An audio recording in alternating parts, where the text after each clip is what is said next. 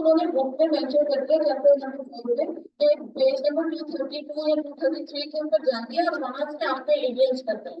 उन्होंने chapter number 4 में mention भी करना है। चैप्टर नंबर 4 को उन्होंने दो हिस्सों में डिवाइड किया है कि एक भी चैप्टर नंबर 4 है नहीं, लेकिन उसका बकिया हिस्सा उन्होंने पेज 232 या 233 के ऊपर दिया हुआ है। ये चीज क्लियर हो रही है तो नहीं हो रही है? दोबारा रिपीट करो। अभी ऑनलाइन स्टूडेंट के साथ में मैंने करनी है दोबारा, तो फिर वो हो ही जाएगी। जिन जिन बच्चों के पास बुक है सॉफ्ट या हार्ड कॉपी में, तो पेज 233 या 232 खोलिएगा जरा। अस्सलाम वालेकुम ऑनलाइन स्टूडेंट्स, क्या हाल? अच्छा, बस बच्चे, अभी हमारा सिस्टम लगने से पहले मैं बच्चों के साथ एक बात शेयर कर रही थी, राधा डिस्कस कर रही थी कि हमने चैप्टर नंबर 4 की बात की थी, विकैबुलरी से रिलेटेड है वो। इंट्रो वाले लेसन के अंदर, लेक्चर के अंदर हमने बात की थी चैप्टर नंबर 4 में आपकी विकैबुलरी है, और उसके कुछ मेजर टॉपिक्स मैंने आप लोगों के साथ शेयर किए थे, जो एंटोनिम्स, सिनोनिम्स वगैरह। तो आप लोगों ने क्या करना है, बाय द टाइम हम चैप्टर नंबर 4 पे पहुंचेंगे तो हम बाकी टॉपिक्स को जो चैप्टर नंबर 4 में है वोकैबुलरी के, वो तो करेंगे ही, लेकिन आपने अपने ओन पर एंटोनिम, कम से कम एंटोनिम्स और सिनोनिम्स आप लोगों ने कर लेने हैं बाय द टाइम हम चैप्टर नंबर 4 पे पहुंचे। मैं सारी चीजें नहीं कैरी करने को आपको, ठीक है? इडियम्स करना चाह रहे हो तो वो भी कर लो, फिगर ऑफ स्पीच नहीं करना।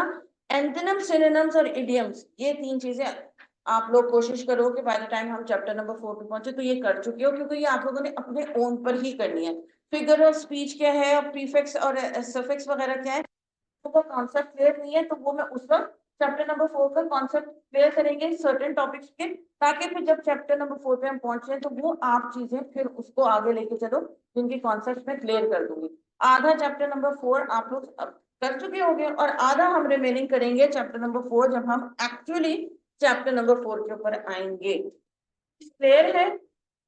ठीक है। और ये तकरीबन मैं रोज आपको लोगों को रिमाइंड कराती रहूंगी कि बेटा आप लोग एंटोनिम्स, सिनोनिम्स और इडियम्स वगैरह कर रहे हो कि नहीं कर रहे हो। एक चीज ये, और ऑनलाइन स्टूडेंट्स बच्चे ये भी माइंड में रखिएगा कि जो आईकैप की बुक में वोकैबुलरी दी हुई है पेपर में, उसमें से भी आ सकता है और वो बाहर से भी, यानी कि अनसीन भी दे सकते हैं। Keep that in mind.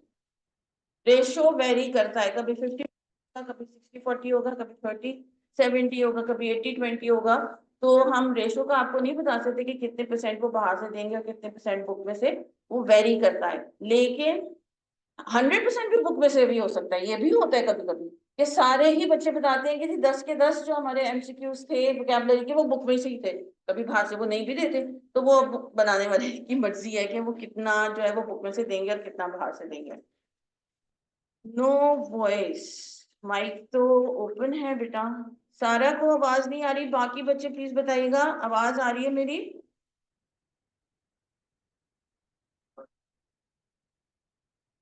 Okay.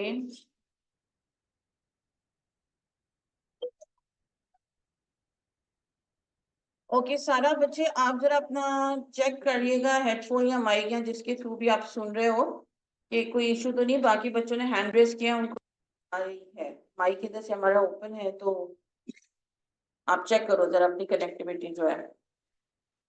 अच्छा जी,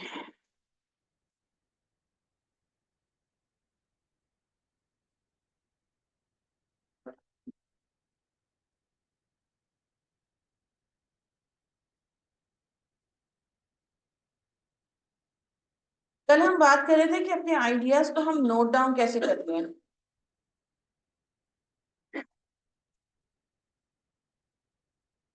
डिफरेंट तरीके होते हैं, हमने वो दो तीन को देखा था जो बुक में उन्होंने मेंशन किया हुआ है।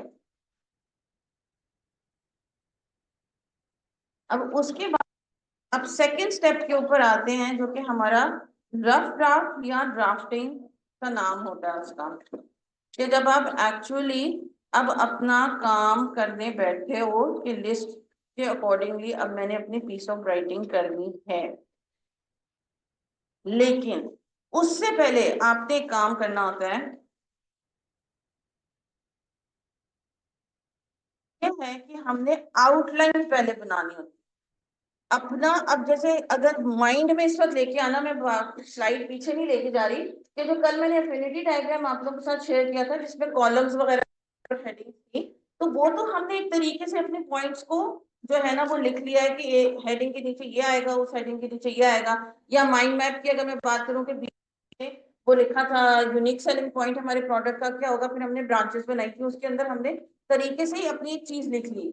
लेकिन अब हमें ये नहीं पता, वहां हमने नंबरिंग तो नहीं की हुई ना कि कौन सा वाला पॉइंट मैं फर्स्ट पैराग्राफ में लाऊंगा, कौन सा वाला सेकंड में लेके आऊंगा, सेकंड के साथ मैंने और कौन सी एडिशनल इन्फॉर्मेशन देनी है। यहाँ तो मैंने सिर्फ पॉइंट्स लिख दिए हैं। तो वो चीजें वो या ऑर्गेनाइजेशन या अरेंजमेंट हमने वहां नहीं की हुई होती। तो अपना एक्चुअल वर्क करने से पहले हमने एक आउटलाइन बनानी होती है कि ओके हमने फिल्टर भी कर लिया, 15-20 मिनट के बाद हमारी मीटिंग हुई, 50 आइडियाज थे, उसमें से हमने 5 को फिल्टर भी कर लिया, अब हमारे पास एक चीज आ गई है जिसको लेकर हमने आगे चलना है। तो अब उस चीज को भी एक तरतीब देनी है कि अगर 4 या 5 चीजें मेरे पास हैं जो मैंने इस वक्त राइटिंग की शक्ल जिसको देनी है, लेकिन कौन सी चीज किधर आएगी वो तो अभी हमने उधर नहीं लिस्ट डाउन किया।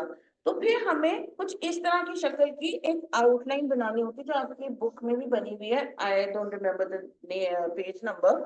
कि हमने ये करना होता है कि पैराग्राफ 1 के अंदर मैंने कौन सा आइडिया और उसके सपोर्टिंग आइडियाज, उसके बारे में फर्दर या डिटेल इंफॉर्मेशन या एक्सप्लेनेशन मेरी क्या होने वाली है। फिर सेकंड पैराग्राफ के अंदर मैंने कौन से पॉइंट को डिस्कस करना है और उसकी सेकेंडरी इंफॉर्मेशन क्या होने वाली है। इसी तरह थर्ड और फोर्थ और फिफ्थ जितने भी आपके पैराग्राफ्स बन रहे हैं उतने ही हम अपने आउटलाइन बनाते हैं कि फर्स्ट सेकंड थर्ड कर सकते हो, 1 2 3 कर सकते हो, ABCD कर सकते हो। वो हमारी मर्जी है कि हमने आउटलाइन कैसे बनानी है, क्योंकि वो आउटलाइन हम अपने लिए बना रहे हैं, हमारी मर्जी है। सिर्फ कलर कोऑर्डिनेशन करनी है वो भी कर सकते हो, ABCD 1 2 3 ना लिखे, आपको पता है कि मेरा यही 1 पे आना है, ये भी 2 पे आना है। तो this piece of is for us, और हमारी आसानी के लिए हमने ये आउटलाइन किसी को दिखानी नहीं होती। तो हर इंडिविजुअल बंदा जो है वो अपने हिसाब से आउटलाइन बनाएगा। सिर्फ ये हमने अरेंज सही करना है कि जो 4-5 पॉइंट्स हमारी मीटिंग में डिस्कस हो गए थे उनको मैंने अरेंज कैसे करना है कि ये ना हो कि फर्स्ट पैराग्राफ पे XYZ चीज आनी थी, मैंने फर्स्ट पैराग्राफ के ऊपर ABC चीज, तो वो हमारी तरतीब उलट पुलट ना हो जाए। तो इस वजह से कि मेरे से रफ ड्राफ्टिंग में भी ज्यादा गलतियां ना हो, गलतियां हो जाती हैं लेकिन मजीद बड़ी बड़ी गलतियां ना हो, तो इस वजह से मैं आउटलाइन बना लूंगा या बना दूंगी। ये क्लियर है? ओके।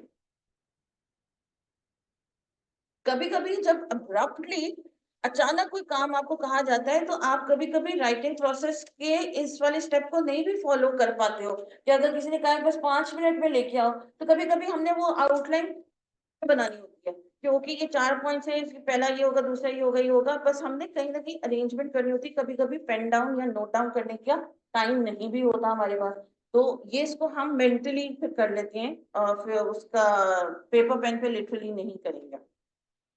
अच्छा जी, ड्राफ्टिंग क्या होती है? सिंपल वो चीज जो हमने पॉइंट्स बनाए थे अब हम उसका रफ, वहां हमने लिखा था for example quality, usable, colours लिखे थे ब्लू और रेड। अब उन अल्फाजों को हमने बेसिकली सेंटेंसेस और सेंटेंसेस से पैराग्राफ की शक्ल दी।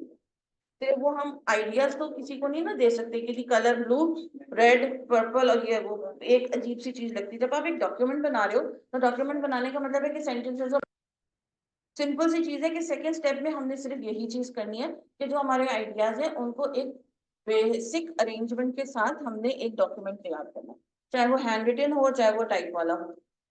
बेसिक जो बात है ना वो ड्राफ्टिंग की यही है कि जो आइडियाज थे उनको हमने जो है वो सही तरीके से पेन डाउन करना है। और ये जो रफ ड्राफ्ट होता है ये हम प्रेजेंट नहीं कर सकते, किसी को दे नहीं सकते। इसे अभी हमने थर्ड स्टेप करना है, उसको रीचेक करना है, काम को अपने एडिटिंग या प्रूफ रीडिंग करनी है, उसके बाद जो वो फाइनल चीज हमारे हाथ होगी काटा पीटी करने के बाद एंड ऑल दैट, वो फिर हमारा फाइनल ड्राफ्ट होता है। वो फिर हम जिसको भी देना होता है उसको सेंड करते हैं, चाहे अपने पास ही फाइल में रखना हो, अपने लिए ही बना रहे हो फिर भी फाइनल ड्राफ्ट ही बनाओगे, ताकि अगर कोई बंदा मांग ले तो आप वाला काम तो नहीं ना अगले बंदे को दे सकते क्योंकि ये था वो, इसमें से समझ रहे हैं जो भी खुद समझना है। तो अगर अपने लिए भी बना रहे हो तो भी आपने फाइनल ड्राफ्ट बना के अपने पास कहीं सेव करके रखना है कि जस्ट इन केस आपने खुद भी अगर पढ़ना है, उसको रिव्यू करना है या किसी को वो चीज देनी है, तो एक तो सही तरतीब से फाइनल ड्राफ्ट आपका बना हुआ, not with the cut and paste and all that.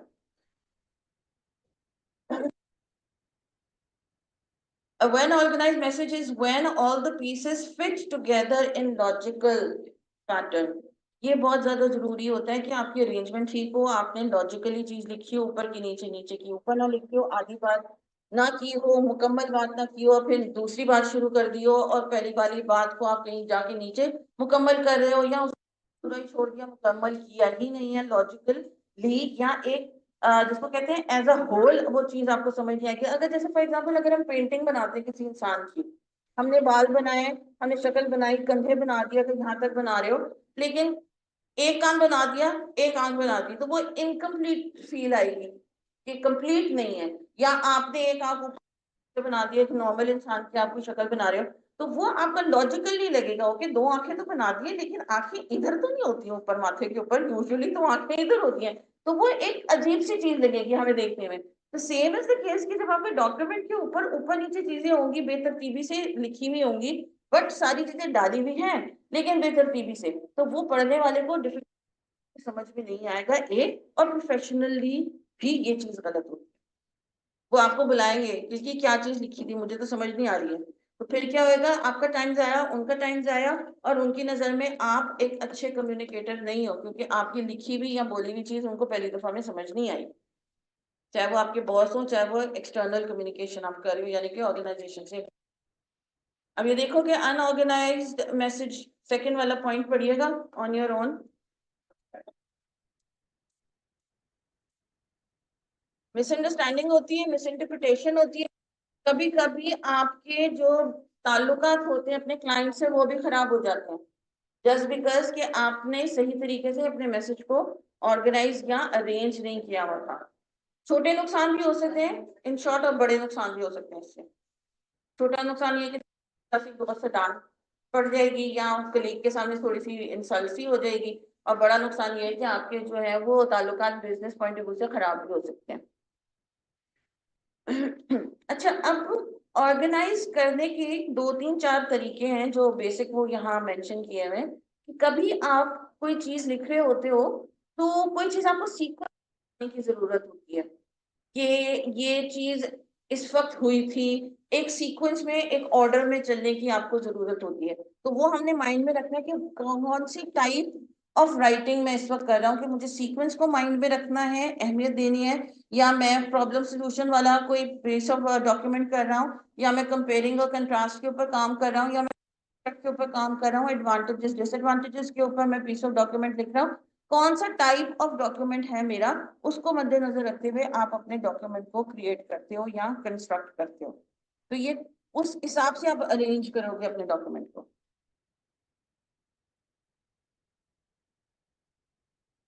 Okay, direct and indirect किन किन बच्चों को याद है क्या होते हैं? दो मेथड्स होते हैं बेसिकली, या अप्रोच, डायरेक्ट अप्रोच या स्टाइल। हम कब अप्लाई करते हैं? जब आपने अपने रिसीवर को कोई खुशखबरी देनी हो या न्यूट्रल न्यूज देनी हो, ना उसमें खुशी हो ना उसमें कोई सैड न्यूज हो, कोई नेगेटिव ना ही पॉजिटिव बात हो रही हो, और या आपने कोई बात कन्वे करनी हो, तो आप डायरेक्ट मेथड का यूज करते हो, अप्लाई करते हो। और अगर आपने कोई नेगेटिव न्यूज देनी है, कोई सैडनिंग न्यूज देनी है, कोई बुरी खबर सुनानी है, तो फिर आप जो हो वो इनडायरेक्ट मेथड को अप्लाई करते हो। किसी को सरप्राइज करने के लिए भी काम मिल रहा है। बिल्कुल बिल्कुल कर सकते हो। हाँ, आप या आपने घुमा फिरा के अगर कोई बात करनी है, तो ऐसा हुआ था वैसा हुआ था, मतलब जैसे जोक में हम बोलते हैं सारा कुछ कर फिरा के मैं तो जोक कर रहा था, तो इसका मतलब वही है कि जो असली बात थी वो एंड में आई है, और पहले जो आप कर रहे थे वो इधर उधर की बातें थी, जिसको हम इसकी टेक्नोलॉजी की लैंग्वेज में बफरिंग कहते हैं, कि इधर उधर की बात कर ली और उसके बाद आप मेन मुद्दे के ऊपर आ रहे हो। वो आपका हो जाता है इनडायरेक्ट अप्रोच, कि अगर किसी को बुरी खबर सुन, जैसे बुरी खबर अगर हम पर्सनल लाइफ में भी देखें कि खुदा न खास्ता किसी की डेथ हो जाती है या कोई चीज खराब हो जाती है हमसे, किसी की दोस्त की कोई चीज ली हुई थी या भाई की कोई चीज, बहन की जाननी है अपनी, तो हम बहुत कम होता है कि डायरेक्टली जाकर उनको बता दें। पता होता है कि डांट पहले भी पिटनी है, मतलब बाद में भी पिटेगी, लेकिन उनको थोड़ा सा आप मेंटली प्रिपेयर करते हो एक दो जुमलों के साथ, and then you break the bad news. आप अब्रप्टली नहीं करते हो, वो खुदा न खास्ता ये होता है कि बहुत ही ज्यादा कहीं डांट ना। तो तो बट गुड न्यूज जो है उसमें आपने इधर उधर की बात नहीं करनी, वो आपने टू द पॉइंट सीधा सीधा पहली दफा में ही जो है आपने खबर दे देनी है कि ये खुशखबरी थी या न्यूट्रल न्यूज, ना जिसमें कोई अच्छी बात है ना उसमें कोई बुरी बात है।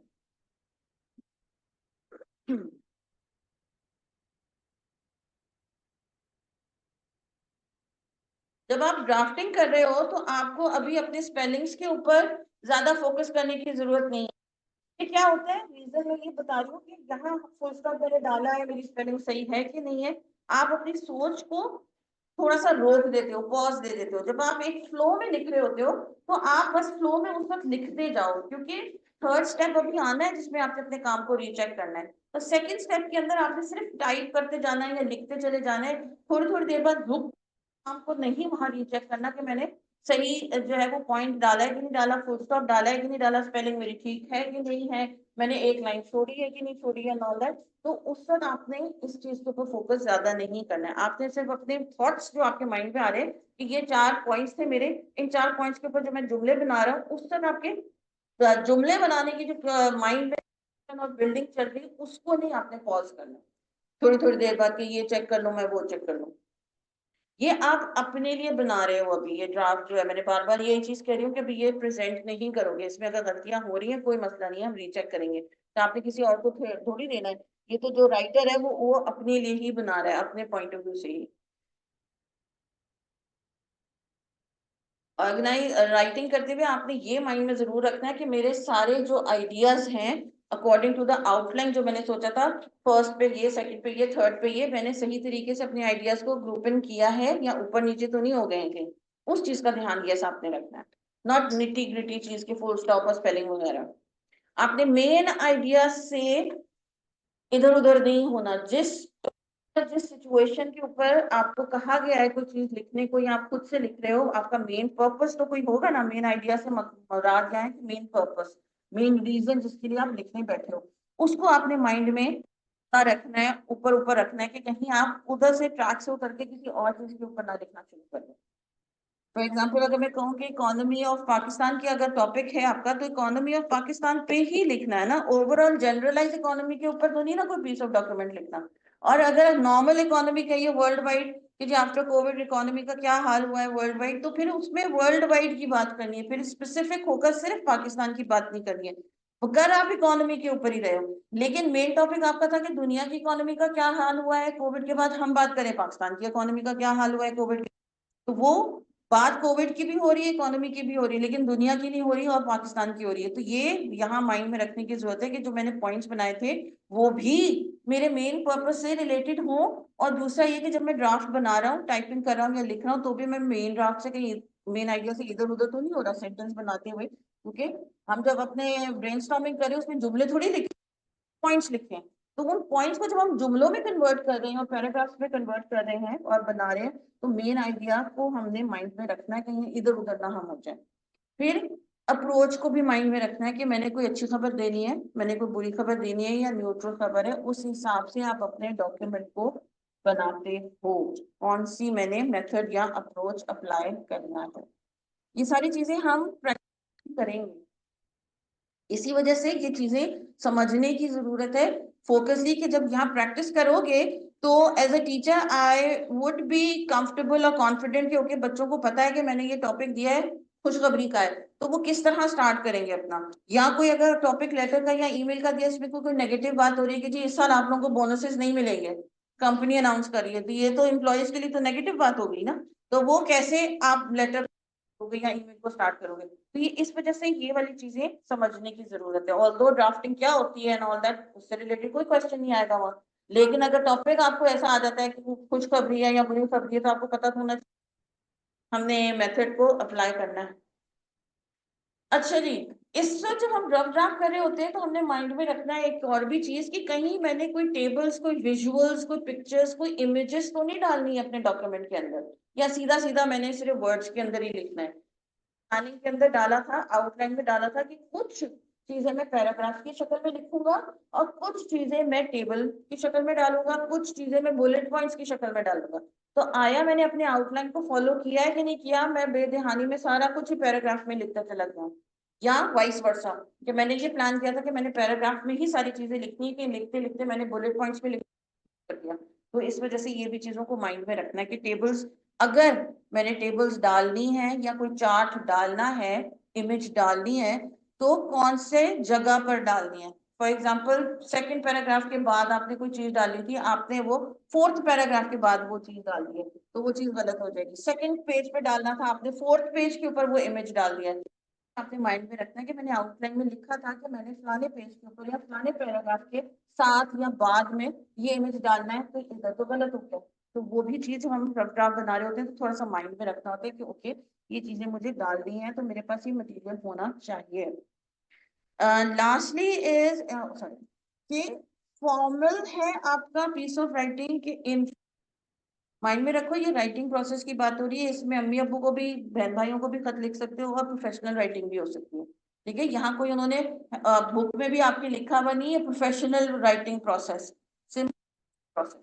अब वो कुछ भी लिख रहे हो, अच्छी बात बुरी बात, अम्मी को अब्बू को बॉस को प्रेसिडेंट को किसी को भी लिख रहे हो, वो राइटिंग प्रोसेस के ये सर्टन स्टेप्स हैं जो आपने फॉलो करने हैं।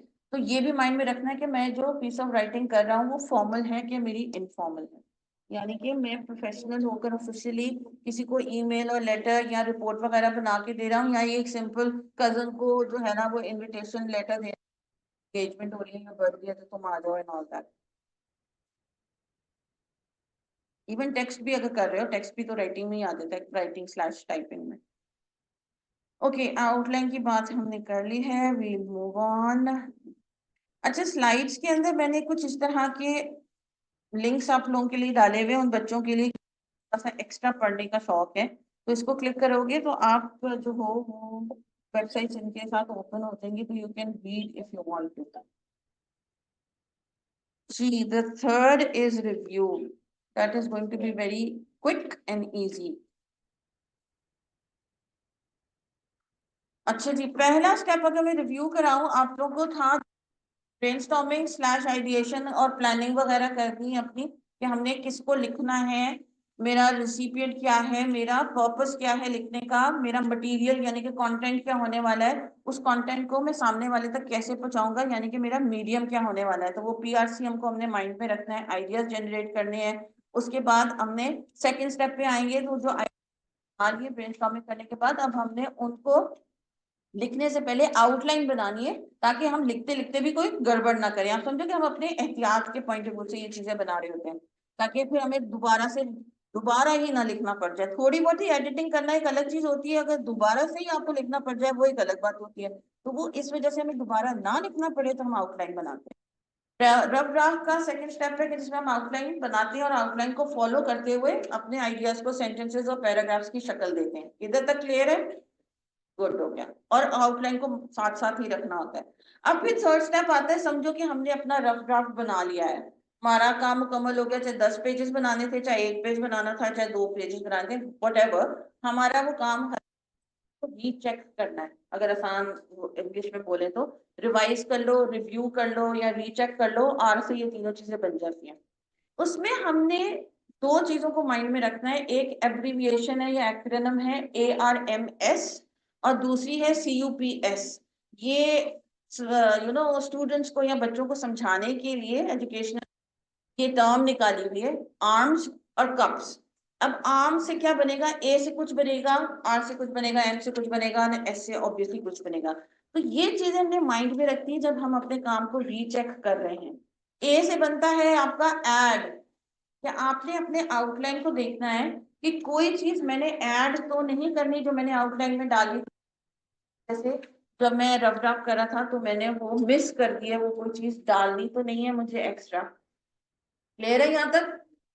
फिर आता है आर से रिमूव, कि लिखते लिखते जैसे मैंने कहा था ना, डी ट्रैक हो गए हो, कोई एक्स्ट्रा इन्फॉर्मेशन या इररेलेवेंट इन्फॉर्मेशन डाल दी जो यहाँ सही नहीं बैठ रही है सिचुएशन के हिसाब से, उसको रिमूव करो। कोई इन्फॉर्मेशन, कोई टर्म, कोई कभी बात वही है जो आप करना चाह रहे हो, लेकिन आपका जो वो टोन है वो आपकी ठीक नहीं है, तो शायद आपको इस चीज को वहां से रिमूव करना पड़ेगा। अगला बंदा मिसअंडरस्टैंड कर सकता है इस चीज को, तो इसको बेहतर है कि यहाँ से हम हटा दें। मल्टीपल रीजन हो सकते हैं कोई भी चीज रिमूव करने का। फिर आपका आता है आर्म्स में M, कि कोई चीज मूव तो अपनी जगह से। जैसे मैंने कहा था ना पेज नंबर 6 पे डालनी थी टेबल, तो मैंने तो 7 पे डाल दिया है, तो इधर वो मूव आ जाएगा कि अब अपनी टेबल को उठा के 7 पेज नंबर 7 से पेज नंबर 6 के ऊपर ले जाओ। तो उधर ना कोई चीज डिलीट करनी है, ना ऐड करना है, ना रिमूव, सिर्फ हिला के चीजों करना है। कभी पैराग्राफ जो है ना वो आपका ऊपर का नीचे, नीचे का अगर हो गया आउटलाइन से, जब आपने चेक किया है आपने कहा वो इस फर्स्ट में लिख दिया, फर्स्ट को मैंने थर्ड में लिख दिया, तो फिर आपने सिर्फ उन पैराग्राफ्स को मूव करना है, कोई भी चीज आपने उसमें से हटानी या डिलीट नहीं करनी, कोई ऐड नहीं करना। देन नेक्स्ट इज सब्सटीट्यूट यानी कि रिप्लेस। सब्सटीट्यूट का मतलब होता है कि रिप्लेस करना। इसमें यहाँ मेंशन है कि कोई डेड वर्ड्स, यानी कि डेड वर्ड से क्या मुराद होगी, क्या समझ में आ रहा है? करीब मीनिंग वीक वर्ड्स जो यहाँ सही ना हो। देखो अंग्रेजी वर्ड में एक वर्ड के मल्टीपल सिनोनिम्स होते हैं। हम कोई भी सिनोनिम उठा के नहीं लगा सकते अपनी मर्जी का, कि हमने माइंड में लेके आएंगे, डिक्शनरी ओपन की, चलो ये वाला वर्ड इसका सिनोनिम है, ये लगा देते हैं। वो मिलता जुलता डेफिनेटली है, लेकिन आया वो मिलता जुलता चीज उस सिचुएशन के हिसाब से रेलिवेंट, तो फिर ऐसे में आपको रिप्लेस करना पड़ते हैं सर्टन वर्ड्स या सर्टन एक्सप्रेशंस या ग्रुप ऑफ वर्ड्स भी सब्स्टिट्यूट करने पड़ते हैं। कि आप कह रहे हो कि ये चीज मैंने ठीक लिखी है, लेकिन वर्ड चॉइस जो है ना वो मेरी यहाँ ठीक नहीं है, तो इस वजह से मुझे कुछ उसको रिप्लेस करना पड़ेगा या सब्स्टिट्यूट करना पड़ेगा। जैसे कभी कभी जैसे इन्होंने बात की कि मुझे समझ में आ रहा है लेकिन शायद पढ़ने वाले को समझ में ना आए, उसके दिमाग में एम्बिग्यूटी हो जाए कि मैं एज ए राइटर यही लिखना चाह रहा था या क्या था। तो आप कहते हो कि नहीं यार मुझे भी थोड़ी थोड़ी कंफ्यूजन हो रही है, तो मेरे रीडर को होगी होगी, तो इस चीज को कन्वे तो करना है मैंने, लेकिन मैंने उसको रिप्लेस कर दूंगा किसी और चीज से। Okay, then comes the caps. Capitalisation बहुत इंपॉर्टेंट होती है, और कैपिटलाइजेशन और पंक्चुएशन के आप लोगों के मार्क्स भी कटेंगे पेपर में, तो कीप दैट इन माइंड, इतना सीरियस लेना उसको। ठीक है, कैपिटलाइजेशन किस किस को पता है कहाँ कहाँ करते हैं?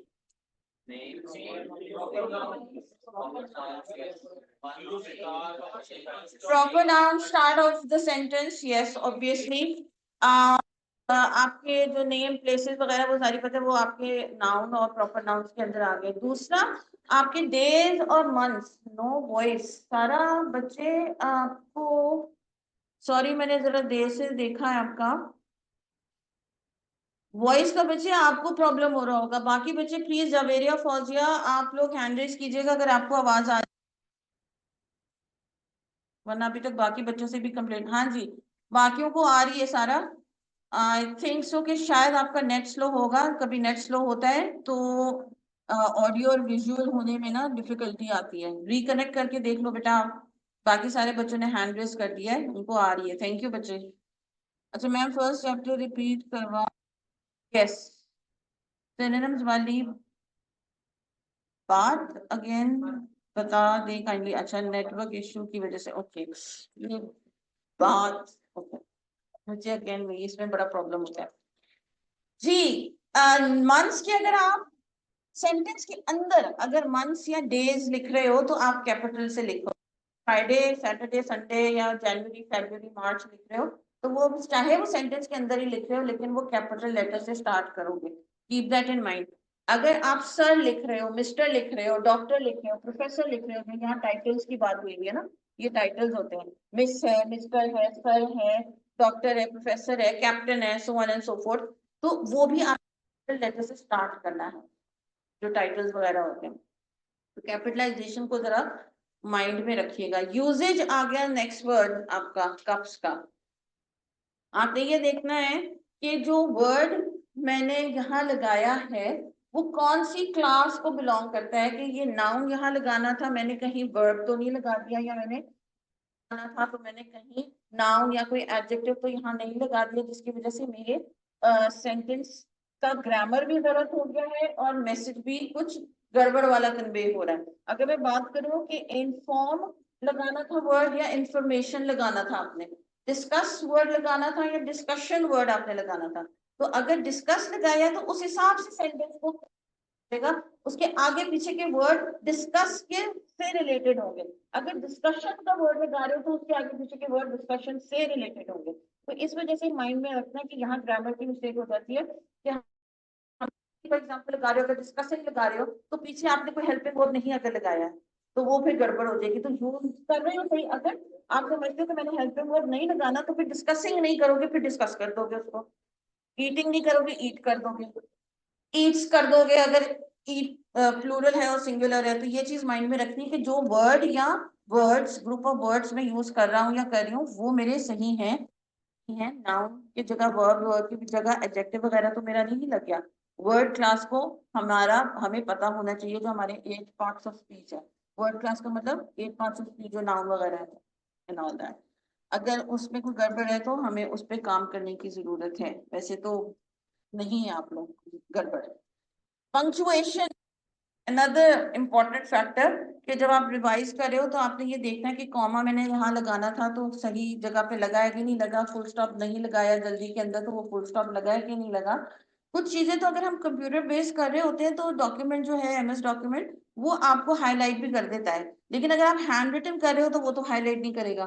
तो कभी कभी एमएस डॉक्यूमेंट भी नहीं करता, वो भी बेचारा हाईलाइट करते करते तो वो भी नहीं करता। तो ये हमने खुद रिव्यू पे करना है कि पंक्चुएशन मेरी ठीक है कि नहीं। पंक्चुएशन मार्क्स का सबको क्लियर है कि कब और कहाँ लगते हैं और कितने होते हैं? ओके ठीक है। एक चीज जो ओवर द इयर्स में नोट कर रही हूँ कि जब बच्चे पंक्चुएशन मार्क कोई भी लगाते हैं उस स्पेस छोड़े बगैर अगला वर्ड लिख देते हैं, वो गड़बड़ है। आप कोई भी पंक्चुएशन मार्क लगाओगे आपने आगे एक स्पेस देनी है। अगर टाइप कर रहे हो तो स्पेस बार एक दफा दबाओगे। कोई भी पंक्चुएशन मार्क, चाहे वो कॉमा ही है, आपको पता है कि मेरा मुकम्मल नहीं हुआ जुमला, मैं कॉमा लगा रहा हूँ, अगला जुमला भी मैंने कंप्लीट करना है फिर फुल स्टॉप लगाऊंगा, लेकिन फिर भी कॉमा के बाद स्पेस, तो फिर अपना बकिया सेंटेंस आप लिखोगे और फिर जब वो खत्म हो जाएगा तो फुल स्टॉप लगाओगे और फुल स्टॉप के बाद भी एक स्पेस दोगे और फिर नया सेंटेंस आप स्टार्ट करोगे। ओके, पंक्चुएशन मार्क्स में कितने होते हैं, क्या किस किस को याद है? फुल स्टॉप होता है, कॉलन होता है, क्वेश्चन मार्क होता है। अच्छा, क्वेश्चन मार्क में तो डिफिकल्टी नहीं आती है क्योंकि क्वेश्चन मार्क हमेशा सवाल के बाद। एक्सक्लेमेटरी मार्क क्या होता है? वो जो एक लाइन और उसके नीचे जो डॉट होता है, कि वो जब आपने कोई समझो कि प्राइज कोई देना हो ना, that will be a sad और a good one, oh my God Pakistan हार गया मैच, तो वो जो ओ माय गॉड होगा ना उसके बाद फिर आपका वो लगेगा, और अगर वो खुशी में भी हो सकता है अच्छा हम जीत गए नहीं आया, तो it could be either way. तो वो हमें पता होना चाहिए कि हमने यहाँ वो लगाना है या नहीं लगाना है। बगैर उसके लगाकर हमारा काम चल जाएगा, तो we should know the usages of the punctuation mark also, कि यहाँ ये चीज नहीं लगनी थी, गलत हमने लगा दी है। आपका जो सबसे ज्यादा प्रॉब्लम बच्चों को या नहीं नॉलेज, वो है अल्लाह भला करे फुल स्टॉप। जिसको फुल स्टॉप कहाँ कहाँ लगता है ये तो पक्का ही पता है सारों को। उसके अलावा वो टाइटल्स में लगता है, एब्रीविएशन में लगता है, किसी का शॉर्ट फॉर्म अगर आप फॉर एग्जाम्पल वर्ड डॉक्टर पूरा नहीं लिख रहे हो, DR लिख रहे हो, उसके बाद आपका वो एक डॉट लगता है, तो वो जो फुल स्टॉप या डॉट है उसका यूजेज भी हमें पता होना चाहिए कि सिर्फ उसका काम वो नहीं है कि एंड के ऊपर जाएगा सेंटेंस के, उसके बीच में जुमलों के बीच में भी उसकी जरूरत होती है। जैसे कि हम वर्ड एक्सेट्रा लिखते हैं ETC, उसके बाद फुल डॉट डालना है और फिर अपना जुमला मुकम्मल करना है। जब हम डॉट डालते हैं तो हमें लगता है कि हमने जुमला एंड कर दिया है और हम अगला जुमला कैसे लिखेंगे, तो वो अगर हम डॉट नहीं डालेंगे तो वो गलत है। कभी MS ऑफिस में डालकर देखना, वो नीचे रेड लाइन दे देगा आपको, और फिर जब राइट क्लिक करोगे तो वो कहेगा कि आपने डॉट नहीं डाला। तो ये भी एक डॉट, बेशक वो ETC आपके सेंटेंस में आ रहा है, लेकिन वो डॉट उस वक्त वो फुल स्टॉप नहीं है कि आप अपने सेंटेंस को एंड कर रहे हो, वो ETC की रिक्वायरमेंट है क्योंकि it is a short form of etcetera. ETC stands जो है ना उसकी एब्रिविएशन है, तो वो पंक्चुएशन को माइंड में रखना प्लीज, कि एक तो पेपर के पॉइंट ऑफ व्यू से भी और आगे भी अपने लाइफ में। फिर हम आ जाते हैं स्पेलिंग के ऊपर, कि अब वक्त अपनी स्पेलिंग्स को भी चेक करेंगे। कभी कभी MS ऑफिस में नहीं भी हाईलाइट होती हैं स्पेलिंग्स, और अगर हम हैंड रिटन कर रहे हैं तो बिल्कुल भी नहीं होंगी, वो तो हमने ही खुद ही चेक करना है। तो हमने स्पेलिंग को चेक करना है कि मैंने कहीं जो है वो गलत स्पेलिंग तो नहीं लिख दी। कुछ कुछ ना इनर इंडिविजुअली हमें पता होता है कि अगर मैं इंग्लिश लैंग्वेज की बात करूँ कि मेरे से टेंसेस में कहाँ गड़बड़ होती है, मुझे कौन सी प्रॉब्लम आती है कि जो जब लिखता हूँ या लिखती हूँ वो अक्सर मेरे से गलत होती ही होती है। तो इंडिविजुअली हमें पता होता है कि कुछ ऐसे वर्ड्स हैं या कुछ ऐसे सिचुएशन है जहाँ मैं टेंसेस यूज करता हूँ तो वो गड़बड़। वो जब आप अपने आप को एनालाइज करते हो तो आप खुद आइडेंटिफाई करते हो कि ओके मुझे पता है कि मैं आईएनजी की गड़बड़ करता हूँ, हर जगह लगा देता हूँ या लगा देती हूँ, तो वो मुझे चेक करना है। अगर स्पेलिंग की बात करूँ तो स्पेलिंग में भी आईएनजी आ जाता है ना, तो वो गलत स्पेलिंग होगी मेरी, तो वो टेंस भी गलत हो जाएगा अगर आईएनजी लगा दोगे, और स्पेलिंग मिस्टेक भी उधर हो जाएगी क्योंकि उस वक्त रिक्वायरमेंट नहीं थी उस आईएनजी की। और फॉर एग्जाम्पल जैसे कभी बच्चों को प्रॉब्लम आती है कि डबल एल लगाएंगे सिंगल एल लगाएं, तो ब्यूटीफुली के अंदर सिंगल एल लगेगा डबल एल लगेगा, तो वो हमें पता होता है कि कहाँ हमसे स्पेलिंग मिस्टेक्स हो सकती है। तो एक तो उनको प्रायोरिटी देनी है, और दूसरा ये कि जब आप अपने काम को, तो there is a difference between checking your work and re reading your work. कि आपका काम है सामने, आपने पेज 1 से पेज 2 तक 2 पेज बनाए, अपने काम को रीड कर दिया है, वो रीचेकिंग नहीं होगी। वो तो आपने अगर गलत काम किया हुआ है, आपने तो अपने गलत काम को पढ़ा है सिर्फ, तो चेकिंग में री रीड नहीं करना। क्या यहाँ वर्ड लिखा है, रिवाइज, रिव्यू, कि आपने रिव्यू करना है यानी कि दोबारा। तो री रीड आप अगर कर रहे हो तो आपने उस तनकीदी निगाह से करना है कि मुझसे कहीं गलती तो नहीं हुई है, लिटरली इधर से लेकर उधर तक आपने पढ़ना नहीं है, सिर्फ रीड नहीं करना है। कीप दैट इन माइंड कि रिवीजन का मतलब ये है इन डेप्थ जाके उसको पढ़ना है और देखना है, सिर्फ नॉर्मल रीड नहीं करना कि जो अगर मैंने कॉमा नहीं लगाया वो ठीक है, मैंने ऑफ नहीं लगाया तो मैं पढ़ते चले जा रहा हूँ, इन नहीं लगाया, एट नहीं लगाया, गलत जगह लगा हुआ है, बस मैं उसको पढ़ता चला गया हूँ, तो वो इस तरह रीड नहीं करना। क्लियर है ये चीज? वरना तो फिर हम अपनी आइडेंटिफाई नहीं कर सकेंगे ना अपनी गलतियों को, रिजेक्ट तो ना हुआ, वो री रीड हो गया।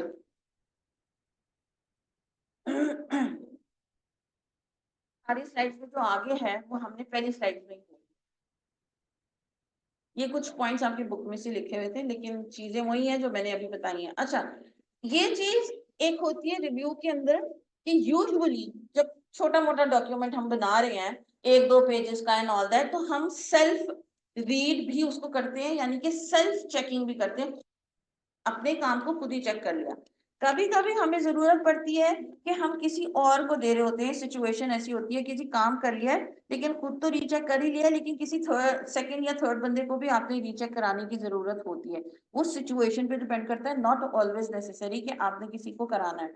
अगर आपको कहा गया है कि आपने अपने काम को करने के बाद फाइनल भी चेक करो लेकिन फलाने को भी चेक करा दो, तो फिर आपको चेक कराना है कि भाई मेरे बॉस कहता है कि आपने एज इट इज क्लाइंट को ये चीज नहीं भेजनी है, पहले मुझे चेक कराना, उसके बाद आपने आगे फॉरवर्ड करनी है। ये बहुत ज्यादा कंपनीज में, फर्म्स में, ऑफिस में होता है। तो इसका मतलब है कि आपके काम को कोई रीचेक करेगा फिर आप वो काम आगे जो है वो किसी को सेंड कर सकते हो। तो ऐसी सिचुएशन में कोई सीनियर स्टाफ आपका हो सकता है, कोई आपका सुपरवाइजर हो सकता है, तो वो चेक करे। कभी कभी हमें प्रोफेशनल हेल्प भी लेनी पड़ती है किसी से चेक कराने के लिए। अगर मैं अपनी बात करूं, बाई चांस अगर मैं कंटेंट राइटर हूं या अदरवाइज भी इकोनॉमी से या इकोनॉमिक्स उससे रिलेटेड या हेल्थ से रिलेटेड मुझे कोई नॉलेज नहीं है, लेकिन मुझे कोई पीस ऑफ डॉक्यूमेंट लिखना पड़ गया है कोविड के ऊपर for example, but I am not sure कि मैंने लिए कि नहीं लिए, तो मैं किसी डॉक्टर से या जो कोविड के में दिनों में काम करते रहे नॉलेज, उनसे मैं जाकर अपने काम को रीचेक करवाऊंगी कि भाई ये मेरा मुझे टास्क था, मेरी असाइनमेंट थी, मैंने लिख तो ली है लेकिन मैंने भी चेक कर लिया, तो आप भी जरा गो थ्रू हो जाए, ये मेरी आउटलाइन है, उसको देख लो कि आउटलाइन मेरे इस ड्राफ्ट से मैचिंग है और मेरी इंफॉर्मेशन सही है कि नहीं है, वरना आप उसको रीचेक कर दे और जो भी काटा पीटी करनी है, एडिशन सब्ट्रैक्शन जो भी ऐड रिमूव करना है वो आप मुझे कर दो, मैं फिर उसका फाइनल ड्राफ्ट बना दूंगी। तो कभी कभी प्रोफेशनल हेल्प भी लेनी पड़ती है, सिचुएशन पे डिपेंड करता है। आजकल के जमाने में सॉफ्टवेयर और वेबसाइट्स भी ऐसी बन गई हैं, आपको वहाँ कॉपी पेस्ट करते हो और वो आपकी गलतियां निकाल के आपको बता देती कि ये चीज अप्रोप्रिएट नहीं है यहाँ, तो you can take help of that also. But again depend करता है कि हमारी सिचुएशन क्या है। ज्यादातर जो ऑफिस में काम होते हैं वो या तो आप हम खुद चेक करते हैं या कोई हमारा सीनियर चेक कर लेता है। इधर तक clear? Do I need to repeat first second process तीनों या स्टेप्स समझ में आ गए हैं? पक्का? स्पेशली द न्यू एंट्रेंट्स जिन्होंने न्यू ज्वाइन किया है। श्योर? ओके। बाकियों को तो वैसे ही याद हो गया। ओके, ये रिव्यू के अंदर ही आता है आपका, एडिटिंग के ग्रामर चेक करनी है, कोई एम्बिग्यूटी तो नहीं है, कोई रिपीट इन्फॉर्मेशन तो नहीं कर दिया, कहीं गलती से 2 दफा कोई चीजें तो नहीं लिख दी हैं, कोई इन्फॉर्मेशन रहे वो ऐड एंड रिमूव वगैरह, यहाँ वो आपकी एडिटिंग का ये सारा पार्ट है कि मेरा ग्रामर ठीक है, स्पेलिंग ठीक है, क्लैरिटी है, सामने वाले को मेरी बात सही तरीके से समझ में आएगी।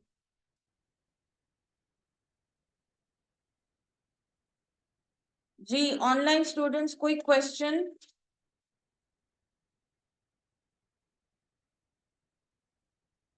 तारा, आपको बेटा अब आवाज आ रही है? आई होप कि आपने ये चेक किया हो।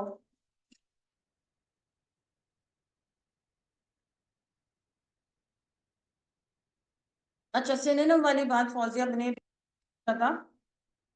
बेटा मैं ये कह रही थी कि चैप्टर नंबर 4 पे जब हम फिजिकली पहुंचेंगे, वो तो पहुंचेंगे इंशाल्लाह, लेकिन उससे पहले एक सर्टन काम ऐसे है कि जो सिर्फ आप लोगों ने ही करने हैं स्टूडेंट्स, जिसमें से एंटोनिम्स हैं, सिनोनिम्स हैं और इडियम्स हैं। ये 3 चीजें आप लोगों ने कवर करनी है बाय द टाइम हम चैप्टर नंबर 4 पर पहुंचे, ताकि जो बाकी टॉपिक्स हैं चैप्टर नंबर 4 के वो फिर हम उस वक्त करेंगे। और इडियम्स जो है बेटा सिर्फ आपके चैप्टर नंबर 4 में नहीं है, आपके पेज नंबर 232 या 233 से भी स्टार्ट होते हैं। कौन सा पेज नंबर है, मैं हमेशा भूल जाती हूँ। Is it 220, 34, 31? अच्छा, 231, वो आप एंड पे जाके देख लेना। तो उधर आपकी इडियम्स और फ्रेजेस उन्होंने मेंशन किए हुए, वो आपने करने हैं बाय द 4 पे पहुंचे। इडियम्स हो गए, और आपने एंटोनिम्स और सिनोनिम करने A to Z अल्फाबेटिकली उन्होंने दिया है। आई होप के क्लियर हो बात।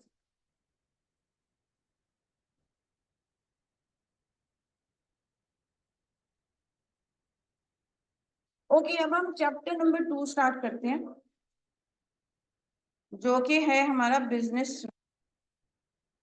इसमें हम क्या क्या चीजें कवर करने वाले हैं, किसको याद है? लेटर, ओके गुड है। लेटर है, ईमेल है, आपका मेमो है, सर्कुलर है, इसमें मेमो रिपोर्ट भी है। नहीं, मेमो रिपोर्ट आपका थर्ड का उसमें आएगा।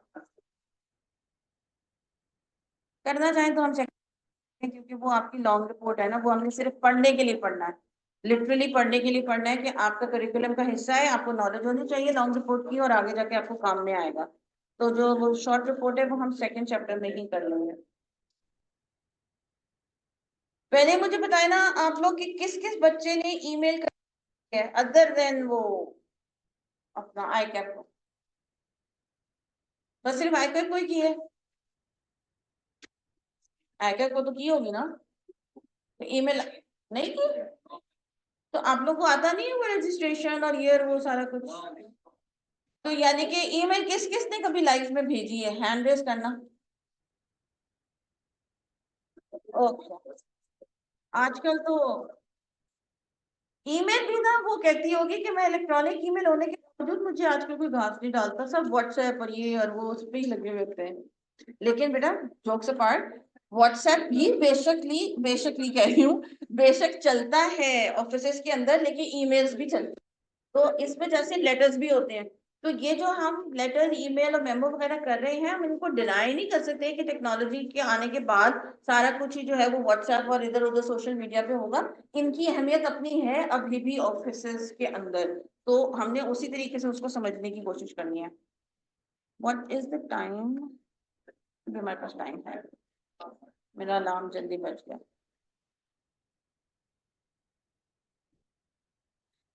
बिजनेस कॉरेस्पॉन्डेंस का नाम है आपका सेकंड चैप्टर का। इसका मतलब ये है कि कोई भी कम्युनिकेशन जो रिटन फॉर्म में की जाए, जैसे कहते हैं ना कि प्लीज कॉरेस्पॉन्ड विद मी, मतलब ये है कि कोई भी बातचीत आपने मेरे साथ करनी है तो वो रिटन फॉर्म में करनी है। तो बिजनेस कॉरेस्पॉन्डेंस की जो टर्म है, इसका मतलब ये होता है कि कोई भी कम्युनिकेशन आपने हमारे साथ करनी है वो आपने रिटन फॉर्म में करनी है।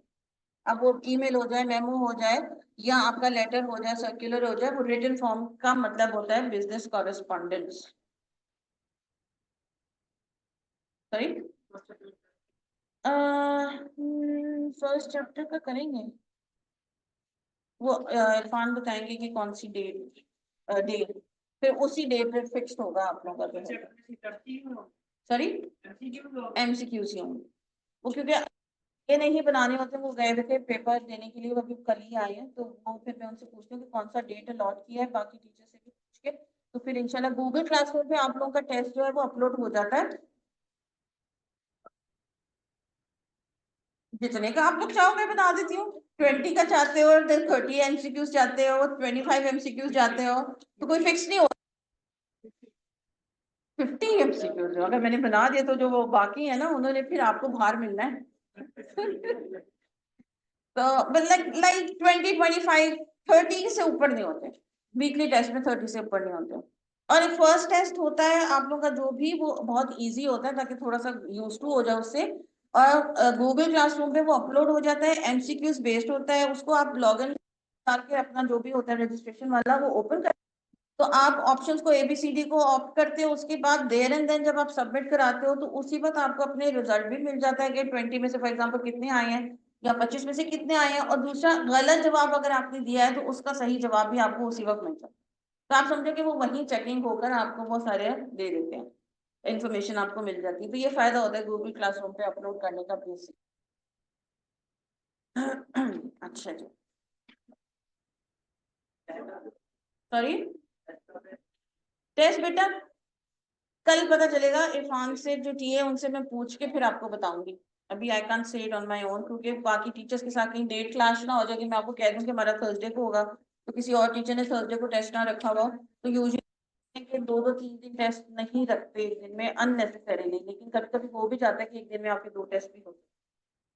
The business correspondence refers to the written communication between people।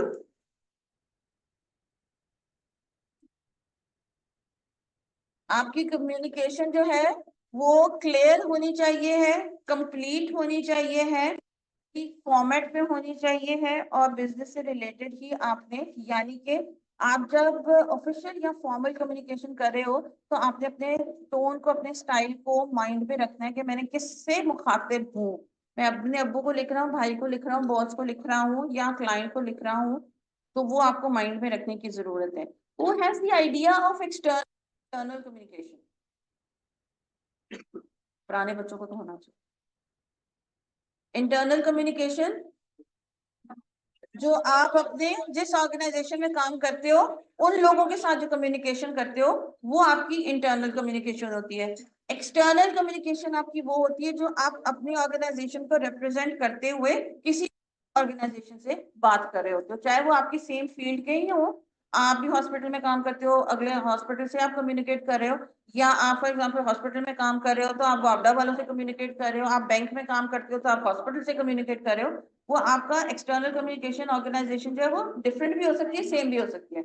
Internal communication वो जो आप अपनी ऑर्गेनाइजेशन में आपस में कलीग से कर ली, बॉस से कर ली, जूनियर से कर ली, सीनियर से कर ली, बिजनेस और जो जिसने सेटअप किया ओनर उससे कर ली। और एक्सटर्नल वो जो आप अपनी ऑर्गेनाइजेशन को रिप्रेजेंट करते हुए कहीं किसी और ऑर्गेनाइजेशन के इंसान से या लोगों से या डिपार्टमेंट से कम्युनिकेट करते हो। क्लियर है ये?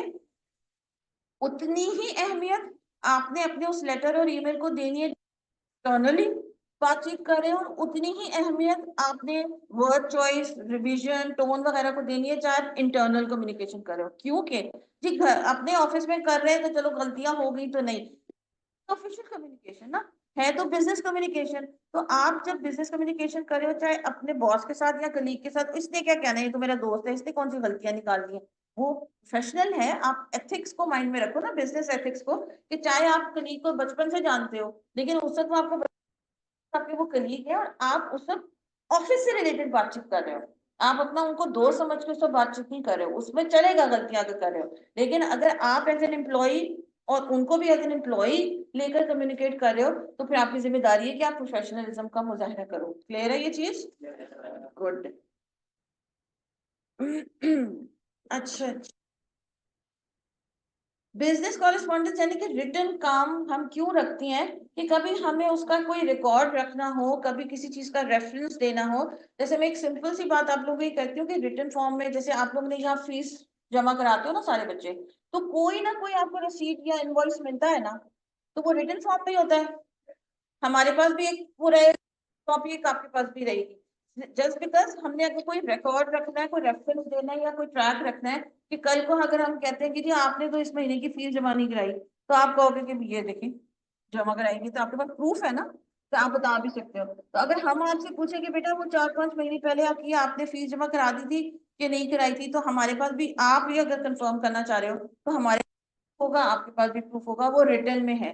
तो कभी रिकॉर्ड रखना होता है या प्रूफ के पॉइंट ऑफ व्यू से, या बाद में कभी हमें जरूरत पड़ सकती है, तो इन पॉइंट्स को माइंड में रखते हुए आपकी जो है वो रिटर्न कम्युनिकेशन जो है वो रहती है कि फ्यूचर के बारे में, पास्ट के बारे में कोई चीज हमने रेफरेंस से मंगवानी है कि परसों जो बात हुई थी वो फाइल में जो काम किया था वो आप जरा लेके आ जाएं इस फलानी मीटिंग के अंदर, तो वो अगर हमने कहीं रखा हुआ ही नहीं होगा तो वो डॉक्यूमेंट कैसे लेके आओगे। तो इस वजह से हमने, अगर हमें पता नहीं होता कि फ्यूचर में हमें कब कहाँ कौन सी चीज हमें काम में आ सकती है, तो इस वजह से बेशक ये टेक्नोलॉजी होती है हर जगह आजकल, लेकिन फिर भी फाइल्स आप लोग हर ऑफिस में देखोगे कबर्ड्स वगैरह बनी होती है जिनमें वो फाइल्स रखते हैं प्रिंट आउट करके अपनी चीजें, इरिस्पेक्टिव कि सारे ऑफिस में तकरीबन अब ये सिस्टम्स वगैरह में भी चीजें होती हैं। तो इम्पोर्टेंस ऑफ रिटन कम्युनिकेशन जो है ना वो, या प्रिंट कम्युनिकेशन भी, वो कम नहीं हुई है टेक्नोलॉजी के आने के बावजूद। ओके, इधर ही हम एंड करते हैं। और ये वाला जो है ना, अभी हम मूव ऑन नहीं किए हैं अपना लेटर राइटिंग और उसके ऊपर, ये वाली स्लाइड इस वजह से बच्चे इंपॉर्टेंट है जिस पे मैं एंड करती हूँ अपना आज की क्लास, कि इसमें बता रहे हैं कि ब्रीफली मैंने बताया यहाँ कि डिफरेंट टाइप ऑफ कम्युनिकेशन होती है, जैसे इनफॉर्मल होती है, फॉर्मल होती है, ऑफिस की अलग अलग होगी, सोशली अगर वो के साथ बैठ के बातें कर रहे हो वो अलग होगी, आप दफ्तर में बैठ के बातें कर रहे हो वो अलग होगी, आप घर में जाके बात करोगे वो अलग होगी। तो हमें ये पता तो होता है मेंटली, वी नो दैट कि where to act and how to act, किस तरीके से हमने उस सिचुएशन में करना है, लेकिन हमने अब रिटन फॉर्म में उसको थोड़ा सा एक्स्ट्रा एफर्ट पुट इन करनी है। हम ओरली तो कर लेते हैं, हमें पता है बैठे हैं तो ऐसे बात करेंगे, घर वालों के साथ ऐसे करेंगे, लेकिन उसी चीज को रिफ्लेक्ट करना है हमने रिटन फॉर्म के अंदर भी, कि एक ही, जैसे मैं बार बार बोलती हूँ उर्दू का मुहावरा कि एक ही लाठी से सबको आप नहीं वो कर सकते हो हैंडल ना, तो you need to have different situations, according to that दो situations you need to write your piece of document. तो ये बेसिकली स्लाइड्स एक दो हैं जो लेटर से पहले, ताकि कम्युनिकेशन की अहमियत का अंदाजा हो, और एक सी कम्युनिकेशन आप हर जगह नहीं कर सकते हो, उसका भी अंदाजा और उसकी अहमियत का भी अंदाजा हो। पीछे वाले बच्चे कल आगे बैठेंगे,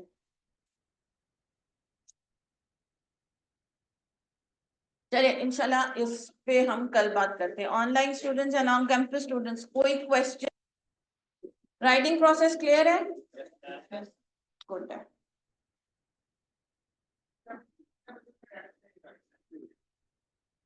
हैंड रेस करें जिन जिन बच्चों ने अटेंडेंस नहीं लगाई।